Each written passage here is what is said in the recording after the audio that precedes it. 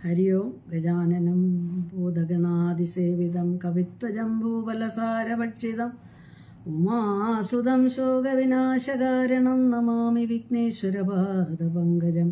സരസ്വതീ നമസ്തുഭ്യം വരദേ കാമരൂപിണി വിദ്യാരംഭം കരിഷ്യാമി സിദ്ധിർഭവതു may സദാ. ഗുരുബ്രഹ്മ ഗുരുവിഷ്ണു ഗുരുദേവോ മഹേശ്വര ഗുരു സാക്ഷാത് പരബ്രഹ്മം തസ്മൈ ശ്രീ ഗുരവേ നമഃ. അപ്പം നമ്മൾ രണ്ടാമത്തെ നാരായണ ഭട്ടതിരിപ്പാടിൻ്റെ നാരായണീയം ദശകം 2, അതിൽ ഭഗവാന്റെ സ്വരൂപമാധുര്യവും ഭഗവാന്റെ രൂപവും ഭാവവും സൗന്ദര്യവും ഭക്തിയുടെ മഹത്വവുമാണ് രണ്ടാമത്തെ ദശകം വർണ്ണിക്കുന്നത്. ഇതിൽ നമ്മൾ 6 ദശകം ഇതുവരെ 6 ശ്ലോകങ്ങൾ ഇതുവരെ പഠിച്ചു പറഞ്ഞു. നമുക്ക് 7ാമത്തെ ശ്ലോകത്തിലേക്ക് കടക്കാം. അപ്പോൾ 6ാമത്തെ ശ്ലോകത്തിൽ പറഞ്ഞു നിർത്തിയത് ഭഗവാന്റെ സ്വരൂപം, സ്വന്തം ഭഗവാന്റെ രൂപം മനസ്സിൽ ഉറച്ചു കഴിഞ്ഞാൽ അത് ഒരു രസായനം കഴിക്കുന്ന, ആനന്ദമൂർച്ച ഉണ്ടാക്കുന്ന, രസായനം കഴിക്കുന്ന, അനുഭൂതി ഉണ്ടാക്കുന്ന, സർവ്വരോമകൂപങ്ങൾ എഴുന്നു നിൽക്കുന്ന, അത്ര ആനന്ദം നൽകുന്ന, ആനന്ദാനുഭൂതി നൽകുന്ന ഒരനുഭവമാണ് ഭഗവാന്റെ സ്വരൂപം നമ്മുടെ മനസ്സിൽ ഉറപ്പിച്ചാൽ എന്നാണ് പറഞ്ഞു നിർത്തിയത്. ഇനിയും നമുക്ക് ഭക്തി യോഗത്തെ പറ്റിയും, അല്ലെങ്കിൽ ഭക്തിയോഗം, കർമ്മയോഗം, ഇത് രണ്ടുമാണ് അടുത്ത 2 ശ്ലോകങ്ങളിലെ ജ്ഞാനയോഗം. ഇത് 3മാണ് പ്രധാനമായിട്ട് ഒരു വ്യക്തിയുടെ ജീവിതത്തിൽ ഏറ്റവും പ്രധാനമായിട്ടുള്ളത്. അവൻ്റെ പ്രവൃത്തികളിലായാലും ഈശ്വരനെ വിശ്വസിക്കുന്നവർക്കാണെങ്കിലും ഭക്തിയോഗം, കർമ്മയോഗം, ജ്ഞാനയോഗം, ഇതിലേതാണ് 3 തരത്തിലും ഭഗവാനെ നമുക്ക് പ്രാപിക്കാൻ പറ്റും.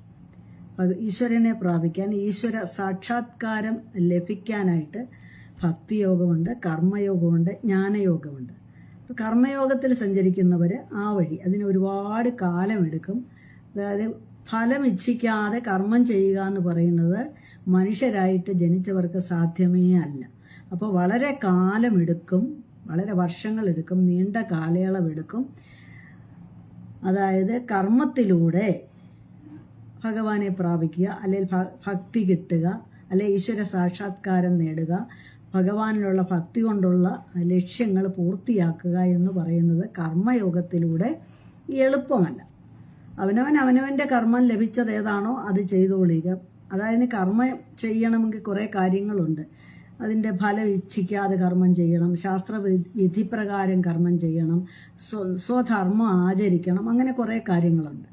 അത് കൃത്യമായിട്ട് ആചരിച്ചു പോവുക. അതായത് കാമക്രോധ ലോഭ മോഹങ്ങൾ ഭരിക്കുന്ന മനുഷ്യർക്ക് ഫലം ഇച്ഛിക്കാതെ ഒരു കർമ്മവും പൂർത്തിയാക്കാൻ ഒക്കത്തില്ല. അല്ലെങ്കിൽ തന്നെ പൂർത്തിയാകുവാണെങ്കിൽ തന്നെ കുറേ കാര്യങ്ങൾ അതിൽ നിന്ന് വ്യതിചലിച്ചു പോവുകയും ചെയ്യും. ഉദാഹരണമായിട്ട് നമുക്ക് പറയാവുന്നില്ല, ഭക്തിയോഗമാണ് ഈ സപ്താഹങ്ങൾ നടത്തുന്നതുമല്ല. ഇപ്പോൾ ഒരിടത്ത് നടക്കുന്നുണ്ട് ഞങ്ങളുടെ ജില്ലയിൽ തന്നെ. അപ്പം ഞാൻ അറിഞ്ഞത്, ഞാൻ പേരും ഒന്നും പറയുന്നില്ല, 5 ലക്ഷം രൂപയാണ് അദ്ദേഹം ഈ സപ്താഹം നടത്തുന്നതിന് വാങ്ങിക്കുന്നത്. പിന്നെ അതിനോടനുബന്ധിച്ച് നടത്തുന്ന ചെലവുകൾ ലക്ഷങ്ങളും കോടികളും ആയിരിക്കുമല്ലോ. അപ്പോൾ ഒരാളും ഭക്തി എല്ലാവരും വിറ്റ് കാശ് വാങ്ങിക്കുന്ന ഒരു ഏർപ്പാടാണ്. അതാണല്ലോ ക്ഷേത്രങ്ങളിലൂടെ നടക്കുന്നതുമെല്ലാം. അപ്പോൾ കർമ്മം എന്ന് പറയുന്ന ഒരിക്കലും മനുഷ്യന് കാമം, ക്രോധം, മോഹം എല്ലാം, കാമത്തോടും ക്രോധത്തോടും അതുപോലെ ധനത്തോടുള്ള അർത്ഥമോഹം ഒക്കെ കൂടുമ്പോൾ ഒരിക്കലും കർമ്മത്തിലൂടെ അവന് ലക്ഷ്യസ്ഥാനത്തെത്താനൊക്കത്തില്ല. ഈശ്വരപ്രാപ്തി, ഈശ്വര സാക്ഷാത്കാരം ലഭിക്കത്തില്ല.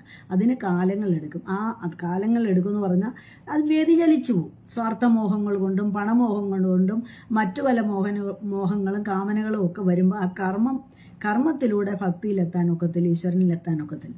പിന്നൊന്ന് ജ്ഞാനമാർഗമാണ്, ജ്ഞാനയോഗം. ഭക്തിയോഗം, കർമ്മയോഗം, ജ്ഞാനയോഗം.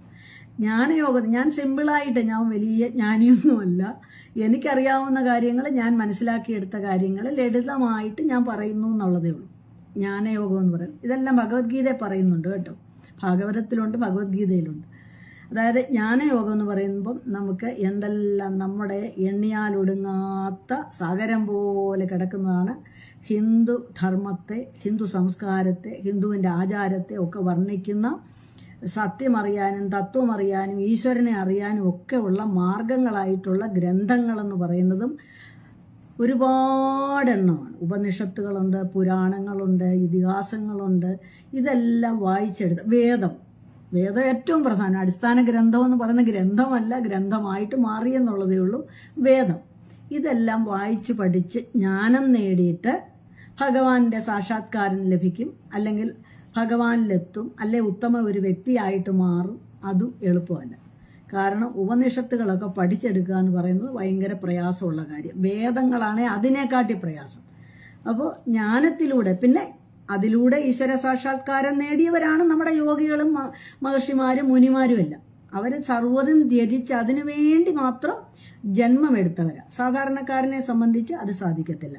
അപ്പം ജ്ഞാനയോഗവും വളരെ ദൂരെ നമുക്ക് ഫലം തരത്തുള്ളൂ, കർമ്മയോഗവും ദൂരെ ഫലം തരത്തുള്ളൂ. ഭഗവാനിലെത്താൻ കർമ്മം ചെയ്യണ്ടെന്നല്ല, പിന്നെ നമുക്ക് എളുപ്പത്തിൽ സാധിക്കുന്നതാണ് ഭക്തിയോഗം എന്ന് പറയുന്നത്. അതായത് ഭഗവാനെ അറിഞ്ഞ് ഭഗവാന്റെ സ്വരൂപം, സുന്ദരമായിട്ടുള്ള രൂപം മനസ്സിൽ ഉറച്ചു കഴിഞ്ഞാൽ, നിരന്തരമായിട്ടും നമ്മൾ ഭഗവാനെ ധ്യാനിച്ചാൽ, നമ്മുടെ എല്ലാ കർമ്മങ്ങളിലും ഭഗവാനെ സ്മരിച്ചുകൊണ്ട് ആ കർമ്മങ്ങൾ ചെയ്താൽ അത് ഭക്തിയോഗമായി ഭക്തി നമുക്ക് ലഭിക്കുകയും ചെയ്യും. ഇതാണ് ഭക്തിയോഗത്തിൻ്റെ പ്രാധാന്യം. അപ്പോൾ ഒരു വേദം പഠിക്കേണ്ട, ഉപനിഷത്ത് പഠിക്കേണ്ട, ഒന്നും പഠിച്ചില്ലെങ്കിലും ഭഗവാനെ മനസ്സിൽ ഉറപ്പിച്ചാൽ മതി. അങ്ങനെ ഭക്തിയോഗത്തിലൂടെ നമുക്ക് ഈശ്വര സാക്ഷാത്കാരം ലഭിക്കും. അതാണ് ഈ 2 ശ്ലോകത്തിലൂടെ, 7-8 ശ്ലോകത്തിലൂടെ ഭട്ടതിരിപ്പാട് നമുക്കായിട്ട് പറഞ്ഞു തരുന്നു. അതായത് ഈ ഭട്ടതിരിപ്പാട് തന്നെ ഒരു പണ്ഡിതനായിരുന്നു, കേരളത്തിൽ ജനിച്ച.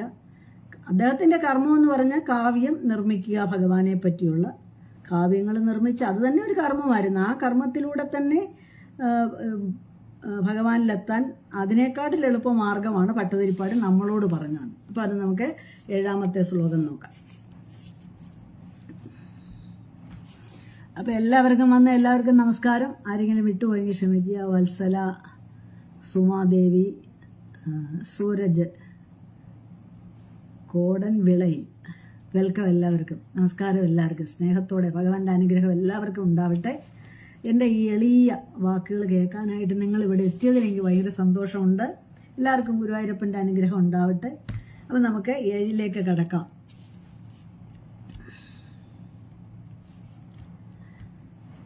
അതായത് ഭക്തിരസം കൊണ്ട് ആനന്ദമൂർച്ചയിലായിരിക്കുന്ന ആ ഭക്തരോട് ഭട്ടതിരിപ്പാട് അടുത്ത കാര്യങ്ങൾ പറയുവാണ്.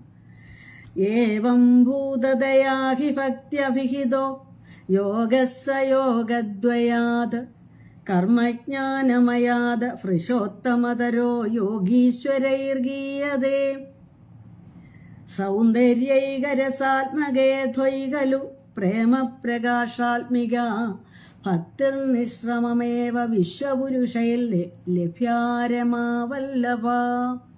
രമാവല്ലഭനെ വിശ്വത്തിലുള്ള സർവ്വപുരുഷന്മാർക്കും, പുരുഷന്മാരെന്ന് പറഞ്ഞിരിക്കുന്ന എല്ലാവരെയും ചേർത്ത വളരെ എളുപ്പത്തിൽ ലഭിക്കും. ഭക്തി കൊണ്ട്, ശ്രമം കൂടാതെ. ഭക്തിർനിശ്രമം ഏവ വിശ്വപുരുഷയിൽ ലഭ്യാരമാവല്ലഭ. തീർച്ചയായിട്ടും എല്ലാവർക്കും ഭക്തിയിലൂടെ ശ്രമം കൂടാതെ, ഒരു ശ്രമവും വേണ്ട, ഭഗവാനെ ലഭിക്കും. രമാവല്ലഭനായിട്ടുള്ള ലക്ഷ്മിപതിയായിട്ടുള്ള ഭഗവാനെ ലഭിക്കും. അപ്പോൾ ലക്ഷ്മിയുടെ അനുഗ്രഹവും അവർക്കെല്ലാം ലഭിക്കുമെന്നാണ് ആ ശ്ലോകത്തിൻ്റെ ഒടുവിലത്തെ വരിയിൽ പറഞ്ഞത്. ഏവം ഭൂതതയാഹി ഭക്ത്യഭിഹിതോ യോഗസ്സ യോഗദ്വയാത്. ഇങ്ങനെ സംഭവിച്ചതുകൊണ്ട് തന്നെ എന്ന് പറഞ്ഞാൽ, ഭഗവാന്റെ രൂപം മനസ്സിൽ ഉറപ്പിക്കുമ്പോൾ നമ്മളുടെ മനസ്സ് ഭഗവാനിലായി. അപ്പം നമുക്ക് ആനന്ദം ലഭിച്ചു. ഭക്തിയാകുന്ന ആനന്ദ സാഗരത്തിൽ ആറാടിയിരിക്കുന്ന നമുക്ക് ഭക്തിയോഗം യോഗസ്സ യോഗദ്വയാത്, യോഗദ്വയാത് 2 യോഗങ്ങളുടെ കാര്യമാണ് ഞാനിപ്പോൾ പറഞ്ഞല്ലോ. ഭക്തിയോഗം, കർമ്മയോഗം, ജ്ഞാനയോഗം. അതിലെ ഭക്തിയോഗത്തിന് വേണ്ടി കർമ്മയോഗം ദ്വയാത് 2 യോഗങ്ങൾ, കർമ്മ ജ്ഞാനമയാത് ഫൃശോത്തമതരോ യോഗീശ്വരഗീയതേ. ഫൃശോത്തമതരോ എന്ന് പറഞ്ഞാൽ ഉത്തമമായിട്ടുള്ളത്, ഏറ്റവും ശ്രേഷ്ഠമായിട്ടുള്ളത്, ഏറ്റവും ഉത്തമമായിട്ടുള്ളത്, ഉത്തരോത്തരമായിട്ടുള്ളത്. ഏതില്? കർമ്മയോഗത്തെക്കാളും. പ്രവൃത്തികൾ ഇങ്ങനെ ചെയ്തുകൊണ്ട് ഭഗവാനെ ഏതെങ്കിലും കാലത്ത് ഭഗവാനെ കിട്ടുന്നവൻ എൻ്റെ ജോലിയെല്ലാം ചെയ്താൽ മതി ശരിയാ, ചിലരൊക്കെ പറയും അവരുടെ കർമ്മത്തിൽ അവർ വ്യാപൃതരായിരിക്കും. ക്ഷേത്രത്തിൽ പോകണമെന്നൊന്നുമില്ല. ഞാൻ എന്നും ക്ഷേത്രത്തിൽ പോകുന്ന വ്യക്തിയേ അല്ല. ഞാനിതൊക്കെ ഇങ്ങനെ ഈ ക്ലാസ്സൊക്കെ എടുക്കുമ്പോൾ ചില ആളുകളുടെയൊക്കെ കമൻറ്റ് വരാറുണ്ട്, ഭക്തി മാത്രമാണ്, ഒന്നും എൻ്റെ കാലിനടിയിലെ മണ്ണൊലിച്ചു പോകുന്ന ഞാൻ അറിയില്ലെന്നല്ല കഴിഞ്ഞ ദിവസം ഒരാൾ പറഞ്ഞു. ഞാനെല്ലാം അറിയുന്നുണ്ട്. ഞാൻ സമൂഹത്തിൽ നടക്കുന്ന എല്ലാ കാര്യങ്ങളെപ്പറ്റിയും അവെയറാണ്. സത്യം പറയാം, ഇപ്പം ഞാൻ വിഷമിച്ചിരിക്കുമായിരുന്നു ഇപ്പോൾ 1-2 ഇത് കണ്ടപ്പോൾ. കാരണം നമ്മുടെ അയൽരാജ്യമായ ബംഗ്ലാദേശിനെ നമ്മുടെ ഭാരതം അവരെ രക്ഷിച്ചു. പാകിസ്ഥാനായിട്ട് ഒരു രാജ്യം കൊടുത്തു. ഇത് പറയുമ്പോൾ നമ്മൾ സംഘിയായി പോവും. നമ്മൾ സംഘിയല്ല, നമ്മൾ സംഘമാണ്. ഭാരതത്തിലെ എല്ലാവരും ഒരു സംഘമാണ് അല്ലേ. പാകിസ്ഥാൻ വിഭജിച്ചു കൊടുത്തു.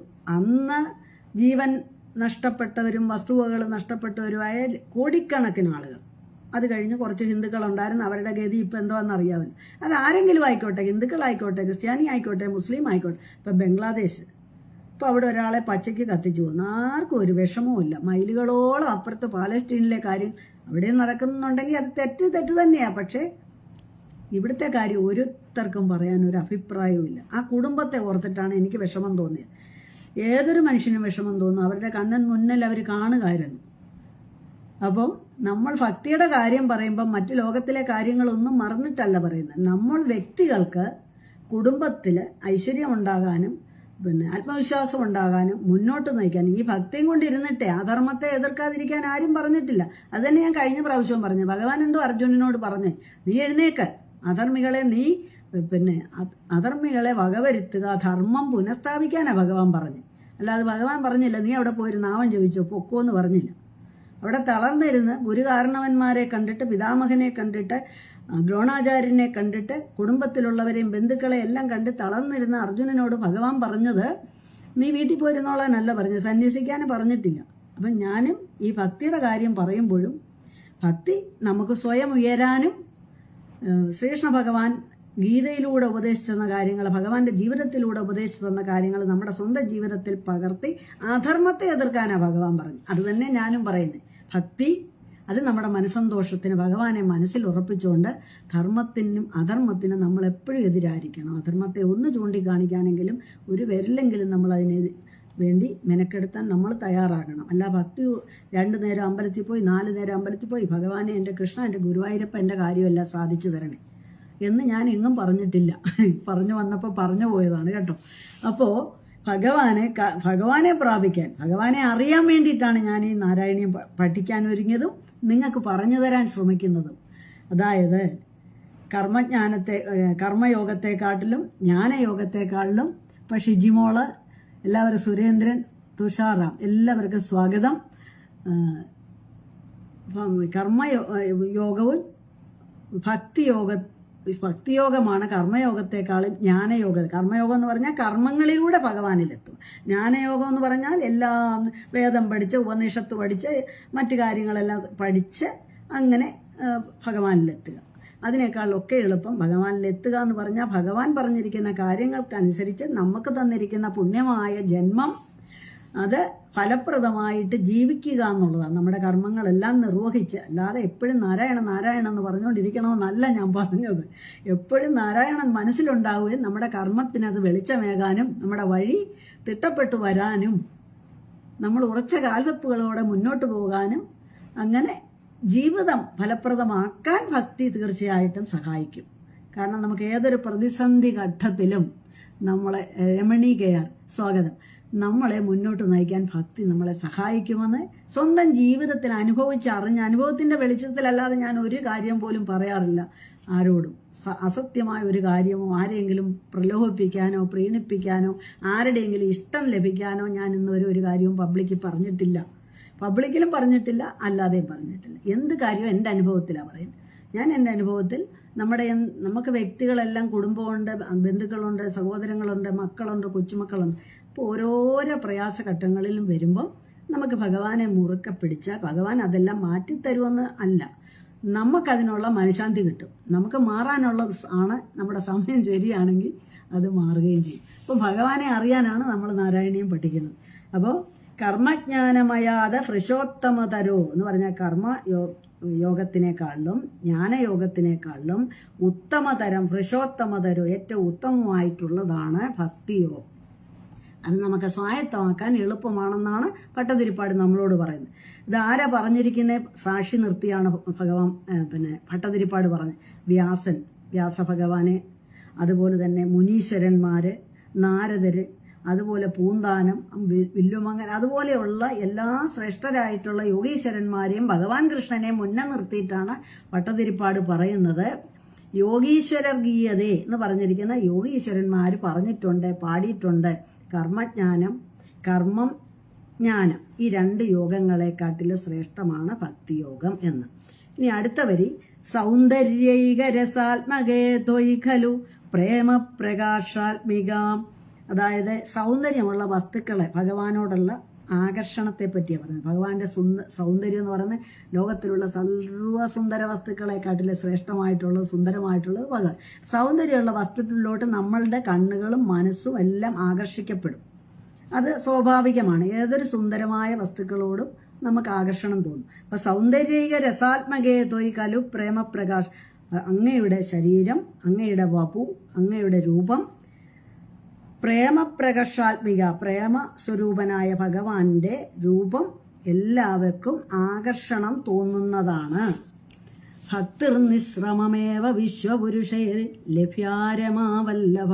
അതുകൊണ്ട് ഈ ഭഗവാനുള്ളോടുള്ള ആകർഷണത്തിൽ ഭഗവാനെ മനസ്സിൽ ഉറപ്പിച്ചു കഴിഞ്ഞാൽ, ആ സുന്ദരമായ രൂപം മനസ്സിൽ ഉറച്ചു കഴിഞ്ഞാൽ ഏതൊരു വ്യക്തിക്കും നിശ്രമം, ഭക്തിർ നിശ്രമം, ശ്രമം കൂടാതെ ഏവ വിശ്വപുരുഷ, എല്ലാ വിശ്വത്തിലുള്ള സകലമായ ആളുകൾക്കും ലഭ്യാരമാവല്ലഭ, ലക്ഷ്മിപതിയെ ലഭിക്കും.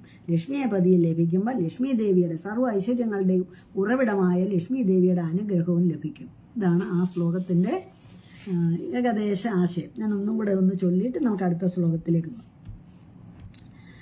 ഏവം ഭൂതദയാ ഹി ഭക്ത്യഭിഹിതോ യോഗസ്സ യോഗദ്വയാത് കർമ്മജ്ഞാനമയാത് പുരുഷോത്തമതരോ യോഗീശ്വരൈർഗീയതേ. സൗന്ദര്യൈകരസാത്മകേ ത്വയി ഖലു പ്രേമപ്രകർഷാത്മിക. ഭക്തിർനിശ്രമമേവ വിശ്വപുരുഷൈർ ലഭ്യാരമാവല്ലഭ. അതായത് ഭഗവത് രൂപം ദർശിക്കുന്നത് കൊണ്ട് മാത്രമുണ്ടാകുന്ന ആനന്ദാനുഭൂതി, അത് 6-ാം ശ്ലോകത്തിലും പറഞ്ഞിട്ടുണ്ട്. അപ്പം ജ്ഞാനിയായിട്ടുള്ള മേൽപ്പത്തൂർ നമ്മളോട് പറയുന്നത് ഭക്തിയോഗം കൊണ്ട് നമുക്ക് ഭഗവാനെ പ്രാപിക്കാൻ കഴിയും. രമാവല്ലഭ എന്ന സംബോധന പറഞ്ഞിരിക്കുന്നത് സർവ്വസൗന്ദര്യത്തിനും ആധാരഭൂതയായ രമാദേവി ഭഗവാന്റെ പ്രേമസ്ഥൈര്യ, അതുപോലെ തന്നെ ചവലയാണെന്ന് പോലും പറഞ്ഞിട്ടുണ്ട്. അതെല്ലാം കഴിഞ്ഞതിനകത്തൊക്കെ നമ്മൾ പറഞ്ഞു. ഭഗവാനിൽ തന്നെ ഇരിക്കുന്നതുകൊണ്ട് ചവലയാണെന്ന് ലക്ഷ്മി ദേവിയുടെ ഭക്തർ പറയുന്നുണ്ട്. അപ്പം അത്രയ്ക്ക് സൗന്ദര്യോത്തരമായിട്ടുള്ള ഭഗവാനിലാണ് ലക്ഷ്മി ദേവി ഇരിക്കുന്നത്. അങ്ങനെ ഭഗവാനിൽ ഭക്തി ഉണ്ടായാൽ, അങ്ങനെയുള്ള ഭഗവാനിൽ ഭക്തി ഉണ്ടായാൽ ഭഗവത് പ്രീതിയോടൊപ്പം ലക്ഷ്മി കടാക്ഷവും നമ്മളിലും ലഭിക്കും. ഇതേ ഉള്ളൂ ആ ശ്ലോകത്തിൻ്റെ. ഇനി നമുക്ക് 8-ാം ശ്ലോകത്തിലേക്ക് പോകാം. അപ്പോൾ ഭക്തിയോഗത്തിൻ്റെ കാര്യം, ജ്ഞാനയോഗത്തിൻ്റെ കാര്യം, കർമ്മയോഗത്തിൻ്റെ കാര്യം. അപ്പം കർമ്മയോഗം, ജ്ഞാനയോഗം, ഇതിൽ ശ്രേഷ്ഠമാണ്, പുരുഷോത്തമ തരമാണ് ഭക്തിയോഗം. അത് എളുപ്പം നമുക്ക് ലഭിക്കും. ഭഗവാന്റെ രൂപം മനസ്സിൽ ഉറപ്പിച്ചാൽ മതി. ഇത്രയുള്ള ആ ശ്ലോകത്തിൻ്റെ ആശയം. നമുക്ക് 8-ലേക്ക് പോകാം. നിഷ്കാമം നിയത സ്വധർമ്മചരണം യത്കർമ്മയോഗാഭിധം തദ്യൂരേത്യഫലം യദൗപനിഷദ ജ്ഞാനോപലഭ്യം പുനഃ തത്വവ്യക്തതയാ സുദുർഗമതരം ചിത്തസ്യ തസ്മാത് വിഭോ ത്വത്പ്രേമാത്മകഭക്തിരേവ സതതം സ്വാദീയസി ശ്രേയസി. നിഷ്കാമം നിയത സ്വധർമ്മചരണം യത്കർമ്മയോഗാഭിധം തദ്ദൂരേത്യഫലം യദൗപനിഷദ ജ്ഞാനോപലഭ്യം പുനഃ. ഏതെന്നാണോ കർമ്മയോഗമെന്ന് പറയപ്പെടുന്നത്, യഥ കർമ്മയോഗാഭിധം എന്ന് പറഞ്ഞാൽ ഏതെന്നാണോ കർമ്മയോഗം എന്ന് പറയപ്പെടുന്നത്, അത് കാമം കൂടാതെ, ലോഭം കൂടാതെ, മോഹം കൂടാതെ, സ്വാർത്ഥത കൂടാതെ ചെയ്യാൻ സാധിക്കത്തില്ല. നിയതമായ അതുപോലെ ആചരണ വ്യവസ്ഥിതിയൊക്കെ വേണം. അതൊന്നും പാലിച്ച് കർമ്മം ചെയ്ത് ലക്ഷ്യത്തിലെത്താൻ സാധിക്കത്തില്ല എന്നാണ്. നിഷ്കാമം നിയത സ്വധർമ്മചരണം. നിഷ്കാമം, ഭാവനയില്ലാതെ, ബല ഇച്ഛയില്ലാതെ, ഫലേച്ഛയില്ലാതെ, കാമമോഹമില്ലാതെ, അതായത് ആഗ്രഹങ്ങളില്ലാതെ അങ്ങനെ വെടിഞ്ഞാരെങ്കിലും കർമ്മം ചെയ്യൂ? അത് സാധ്യമേ അല്ല. പിന്നെ യോഗികളൊക്കെ ചെയ്യും, അവർ പോലും വ്യതിചലിച്ചു പോകും. പിന്നെ സ്വധർമ്മമേ ചെയ്യാവൂ. കർമ്മത്തിനുള്ള നിയതമായ ശാസ്ത്രങ്ങളുണ്ട്. സ്വധർമ്മം, വിറകുവെട്ടുകാരൻ അത് ചെയ്യുക, പിന്നെ അമ്പലത്തിൽ പൂജാരി ചെയ്യുന്ന അവൻ ചെയ്യുക. അതൊക്കെ പഴയ കാലത്ത് ചിട്ടപ്പെടുത്തി വെച്ചിരുന്ന കാര്യങ്ങൾ. ഇപ്പം അതെല്ലാം മാറി. കർമ്മം കൊണ്ട് ബ്രാഹ്മണനാകാം, കർമ്മം കൊണ്ട് ശൂദ്രനുമാകാം, കർമ്മം കൊണ്ട് ആരുമാകാം, ഇല്ലേ? കർമ്മമാണ് എല്ലാം നിശ്ചയിക്കുന്നത്. അപ്പം കർമ്മം കൊണ്ട് സ്വധർമ്മം ആചരിക്കുക എന്ന് പറയുന്നത് ഇക്കാലത്ത് സാധ്യമാവുന്നില്ല. ക്ഷത്രിയന് യുദ്ധം മാത്രമേ പറഞ്ഞിട്ടുള്ളൂ. ഇപ്പം ക്ഷത്രിയരായി യുദ്ധം പോയി ചെയ്യുന്ന നമ്മുടെ ആൾക്കാരൊക്കെ അവിടെ പോയി യുദ്ധം ചെയ്യുന്നത് ക്ഷത്രിയരാണ്, സമ്മതിച്ചു. എങ്കിലും അങ്ങനെ നിയതമായിട്ടുള്ള ചട്ടക്കൂടിൽ നിന്നേ സ്വധർമ്മം ആചരിക്കാൻ പാടുള്ള, അങ്ങനെ ആയിരുന്നു പഴയ കാലത്തെ ധർമാചരണത്തിൻ്റെ ഒരു വ്യവസ്ഥ. ഇന്നത് സാധ്യമല്ല. ഒന്നാമതെ ഫലേച്ഛയില്ലാതെ ആരും. ഗീതാമോഹൻ, നമസ്കാരം ചേച്ചി. ആതിര അനീഷ്, നമസ്കാരം. അപ്പം സ്വധർമ്മം ആചരിക്കാനും നിഷ്കാമമായിട്ട് കർമ്മം ചെയ്യാനും സാധിക്കാത്തത് കൊണ്ട് നിഷ്കാമം നിയത സ്വധർമ്മചരണം യത് കർമ്മയോഗാഭിതം. കർമ്മയോഗം എന്ന് പറയുന്ന അതാണ്. ജ്ഞാനോപലഭ്യം പുന തദ്യൂരേത്യഫലം യഥ ഉപനിഷദ ജ്ഞാനോപലഭ്യം പുന. പിന്നെ യഥ ഉപനിഷദ, ഉപനിഷത്തുകളാൽ, ഉപനിഷത്ത് നമ്മുടെ ഹിന്ദുധർമ്മത്തിൽ അറിവിൻ്റെ നിറകുടമായി എഴുതപ്പെട്ടിരിക്കുന്നതാണ് ഈ ഉപനിഷത്തുകൾ. അതൊക്കെ എത്രയോ ഉണ്ട് ഗ്രന്ഥങ്ങൾ. നമുക്ക് ഒന്നും നമ്മുടെ ഒരു ജന്മം കൊണ്ട് 7 ജന്മം കൊണ്ട് ഒന്നും പഠിച്ചു തീരാനും ഒക്കത്തില്ല, നോക്കി തീരാനും ഒക്കത്തില്ല, വായിച്ചു തീരാൻ. ഞാൻ 18 പുരാണം DC ബുക്സ് വാങ്ങിച്ചപ്പോൾ ഞാൻ ഇവിടെ വാങ്ങിച്ചു വെച്ചായിരുന്നു. ഇതിപ്പോൾ 10 വർഷത്തിലൊക്കെ കൂടുതലായി. 10 ഒന്നുമല്ല, ഇതുവരെ ഒരു പുരാണം പോലും ഞാൻ മുഴുവൻ വായിച്ചു കഴിഞ്ഞിട്ടില്ല. അത് സാധിക്കത്തില്ല നമുക്ക്. അപ്പം നമുക്ക് ഉപനിഷത്തുകളിലൂടെ കിട്ടുന്ന ജ്ഞാനം ഒന്നവരെ നമുക്ക് മനസ്സിലാകത്തില്ല, ഗ്രഹിക്കാൻ സാധ്യമല്ല. രശ്മി വേണുഗോപാൽ, ഗീതാമോഹൻ, ഓമന വിശ്വംഭരൻ, എല്ലാവർക്കും സ്നേഹത്തോടെ നമസ്കാരം. അപ്പോൾ അതൊക്കെ തദൂരത്യ ഫലം, വളരെ നാൾ കഴിഞ്ഞേ ഫലം കിട്ടത്തുള്ളൂ. അപ്പം ഉപനിഷത്തുകളിൽ നിന്നുള്ള അറിവ് ആർജിച്ച്, ഉപനിഷത്ത് പഠിച്ച് ആചരണങ്ങൾ നടത്തി ഭക്തിയിലേക്ക് വന്ന് ഭഗവാനെ സാക്ഷാത്കരിക്കുക എന്ന് പറയുന്നത് ദൂരത്തിലെ ഫലം കിട്ടും. ഒരു ജന്മം കൊണ്ടൊന്നും സാധിക്കത്തില്ല. ഹേമ പിള്ള, എല്ലാവർക്കും സ്വാഗതം. അപ്പോൾ എന്ത് ചെയ്യണം? തത്വവ്യക്തതയാ അതിൻ്റെ കാരണം ഉപനിഷത്തുകളൊക്കെ സുദുർഗമതരമാണ്, അവ്യക്തമാണ്. തത്വം അവ്യക്തമാണ്. ഈ ഉപനിഷത്തൊക്കെ നമുക്ക് സംസ്കൃതം വല്ലതും അറിയാമോ? ഒന്നും അറിയത്തില്ല. ഇപ്പം ഞാനൊരു 3 മാസത്തെ എന്നെപ്പോലെ ഒരാൾ സന്മനസ്സുള്ള ഒരു ഗുരുവിനെ കിട്ടി, സൗജന്യമായിട്ട് അവരുടെ സമയം ചെലവഴിച്ച് 5 മണി തൊട്ട് 6 മണി വരെ. അപ്പം ഞാൻ നാരായണീയം പഠിപ്പിച്ച കഴിഞ്ഞ ബാച്ചിലെ ആൾക്കാരും അതിൻ്റെ കൂടെ കൂടി 5 തൊട്ട് 6 വരെ ഞാൻ സംസ്കൃതം അത്യാവശ്യം തത്ത, ഏതത്ത, ഏഷ, ഏവ എന്നൊക്കെയുള്ള അതിലും സാധാരണക്കാരൻ മനസ്സിലാക്കിക്കോട്ടെന്ന് ഞാൻ നാരായണീയം പഠിച്ച് കുറച്ചൊക്കെ മനസ്സിലായി എന്നല്ലാതെ സംസ്കൃത ഭാഷ പഠിച്ചിട്ടില്ലല്ലോ നമ്മൾ. അതിനുള്ള ഭാഗ്യം ഉണ്ടായിട്ടില്ല. അപ്പോൾ തത്വം അവ്യക്തമാണ്. തത്വവ്യക്തതയാ സുദുർഗമതരം എന്ന് പറഞ്ഞാൽ ദുർഗമമാണ്, പ്രയാസമാണ്. ഉപനിഷത്തുകളിൽ നിന്ന് നമ്മൾ ജ്ഞാനം ആർജിക്കുക എന്ന് പറയുന്നത് പ്രയാസമാണ്. ദുർഗമതരം എന്നാണ് അതിൻ്റെ അർത്ഥം. ചിത്തസ്യ തസ്മാത്, മനസ്സിനെ നമുക്ക്, അതുകൊണ്ട് തന്നെ മനസ്സിൽ നമുക്കൊന്നും ഭഗവാനെ അത്തരത്തിൽ മനസ്സിലാക്കാനായിട്ട് സാധിക്കത്തില്ല. ചിത്തസ്യ തസ്മാത് വിഭോ, ഉപനിഷത്തുകളിലൂടെയുള്ള അറിവാർജിച്ച് ഭഗവാനെ അറിയുക ഭഗവാനെ മനസ്സിലാക്കുക എന്നുള്ളതോ ഭക്തിയോഗത്തിൽ ചരിക്കുക എന്നുള്ളതോ ഭക്തിയോഗം ലഭിക്കുക എന്നുള്ളത് കഠിനതരമാണ്. പക്ഷേ പിന്നെന്ത് ചെയ്താൽ മതി? ത്വത്പ്രേമാത്മക ഭക്തിരേവ സതതം സ്വാദീയസി ശ്രേയസി. അദ്ദേഹം സ്വാദുള്ളതും ശ്രേയസ്സുള്ളതുമായിട്ടുള്ളത് നിന്തിരുവടിയോടുള്ള ഭക്തിയാണ്. പ്രേമഭക്തി മാത്രം മതി. അപ്പോൾ നമുക്ക് ഉപനിഷത്തിനാലോ വേദങ്ങളാലോ ഒന്നും നമുക്ക് ഭഗവാന്റെ ഭക്തി നേടേണ്ട ആവശ്യമില്ല. അത് കഠിനതരമാണ്. അത് തദ്യൂരത്യ ഫലം, വളരെ നാൾ കഴിഞ്ഞ് അതിന് ഫലം കിട്ടുകയുള്ളൂ. മറിച്ച് ഭഗവാനോടുള്ള പ്രേമഭക്തി മനസ്സിൽ നിറച്ചു കഴിഞ്ഞാൽ, ചിത്തത്തിൽ നിറച്ചു കഴിഞ്ഞാൽ, ഭഗവാന്റെ സുന്ദരതരമായ രൂപം മനസ്സിലർപ്പിച്ച് സർവ്വകർമ്മങ്ങളും ഭഗവാനിൽ അർപ്പിച്ച് ചെയ്ത് എല്ലാം നല്ലതിനാണെന്ന് ചിന്തിച്ച് എല്ലാം ഭഗവാൻ അറിഞ്ഞിട്ടാണെന്നും ഏതായാലും നമ്മൾക്ക് ഈ പ്രപഞ്ചത്തിലെ ഒരു നമ്മളെക്കാൾ അതീതമായ ഇതെല്ലാം സൃഷ്ടിച്ച ഒരു ശക്തിയുണ്ട്, അതിനെ സംരക്ഷിക്കുകയും സംഹരിക്കുകയും ചെയ്യുന്ന ഒരു ശക്തിയുണ്ട്. ആ ശക്തിയാണ് നമ്മൾ ഓരോരുത്തരും ഓരോ തരത്തിൽ വിശ്വസിക്കുന്ന ഈശ്വരൻ എന്ന് പറയുന്നത്. അപ്പം നമ്മൾ ആ ഈശ്വരനെ മനസ്സിൽ കണ്ട് നമ്മുടെ ജീവിത പ്രവൃത്തികൾ, നമ്മുടെ പ്രയാണം പൂർത്തിയാക്കുക. അതിൽ ശ്രീകൃഷ്ണ ഭഗവാനെ പ്രത്യേകിച്ചും ഭഗവാൻ 10 അവതാരങ്ങളിലും പൂർണ്ണ പുണ്യാവതാരമായിട്ട് അവതാരമെടുത്ത ആ ഭഗവാനെ നമുക്ക് മനസ്സിൽ സൗന്ദര്യത്തിൻ്റെയും സ്നേഹത്തിൻ്റെയും പ്രേമത്തിൻ്റെയും കാരുണ്യത്തിൻ്റെയും എല്ലാം പ്രതീകമായിട്ട് പ്രതിഷ്ഠിക്കുക. ഭഗവാൻ അതോടൊപ്പം തന്നെ ഭഗവാൻ ജീവിച്ചതും പ്രവർത്തിച്ച് കാണിച്ചു തന്നതും എന്താണെന്നും അത് നമ്മൾ മനസ്സിലാക്കി ജീവിതത്തെ നമുക്ക് മുന്നോട്ട് ചിട്ടപ്പെടുത്തി കൊണ്ടുപോകുക എന്നുള്ളതാണ് ഭക്തിയുടെ ലക്ഷ്യം. ഭക്തിയോഗം നമുക്ക് എളുപ്പം ലഭിക്കും, നമുക്ക് സമാധാനം ലഭിക്കും, സന്തോഷം ലഭിക്കും, ആനന്ദം ലഭിക്കും. ഈ 8ാമത്തെ ശ്ലോകം ഇത്രയുമാണ് പറയാനുള്ളത്. അതായത് ഭക്തിയോഗത്തിൽ എളുപ്പം നമുക്ക് കിട്ടും, കർമ്മയോഗത്തിലൂടെ ജ്ഞാനയോഗത്തിലൂടെ. അത് ജ്ഞാനം എന്ന് പറഞ്ഞ് ഒരുപാട് അറിവുകൾ നേടും. മുനിമാരും ഈശ്വരന്മാരും മഹർഷിമാരും ഒക്കെ നേടിയിട്ടുള്ള സാധാരണക്കാരന് ലൗകിക ജീവിതം നയിക്കുന്ന ആളുകൾക്കത് സാധ്യമല്ല. അവരൊക്കെ എത്രയോ വർഷത്തെ മനനം പഠനം ജീവിതത്തിലെ മറ്റെല്ലാ കാര്യങ്ങളും ത്യജിച്ചിട്ട് ത്യാഗം കൊണ്ടൊക്കെയാണ് അത്. അവർക്ക് പോലും ചിലപ്പം വഴിതെറ്റിപ്പോകും, വ്യതിചലിക്കും.